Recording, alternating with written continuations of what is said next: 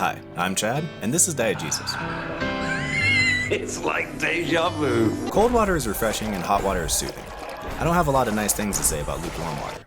I have a very similar feeling with PG-13 movies.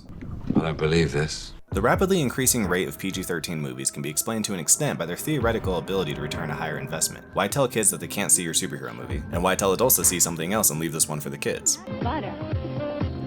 Bam! PG-13. Get all the money. Peanut butter on my chocolate. What? But we didn't always think this way.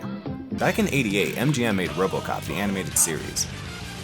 This was a cartoon show geared for kids that was based on none other than RoboCop. You know, this RoboCop.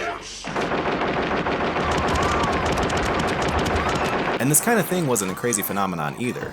Rambo, Toxic Avenger, and Terminator were all bedfellows with RoboCop the animated series. Companies still wanted their brand to appeal to everyone, but the difference was we got more engaging and targeted yet separate content for each demographic rather than a pile of one-size-fits-all garbage. Slowly over time, as movies became more and more expensive to produce, these same companies decided that safety was paramount to ensure that the company didn't go under because of a $100 million R-rated flop.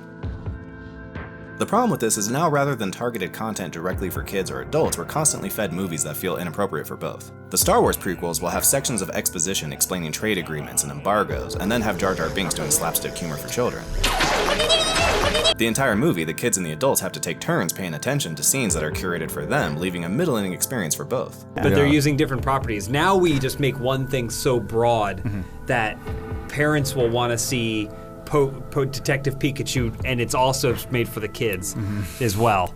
So when Deadpool came out and made a bunch of money, I was excited because I hoped that that would send a message that adult content could be highly lucrative again, and I think with the advent of Logan and Joker, my optimism isn't unfounded.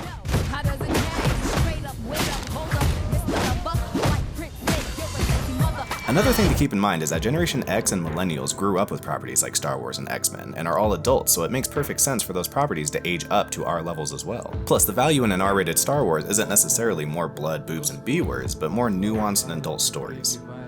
I've mentioned it before, but I love Logan, and I think the average 8-year-old would have been bored by a large portion of it. So the hope is that along with an R-rated Star Wars movie that I want to see comes a G-rated Star Wars movie that I can skip. We still get the whole marketplace, but split between demographics. In summation, PG-13 movies are like peanut butter and jelly sandwiches with no crust. Just about everybody likes them, but they're no one's favorite. And the ingredients that make your favorite sandwich might make me hate your sandwich. And that's not just alright, but better. Thanks for watching.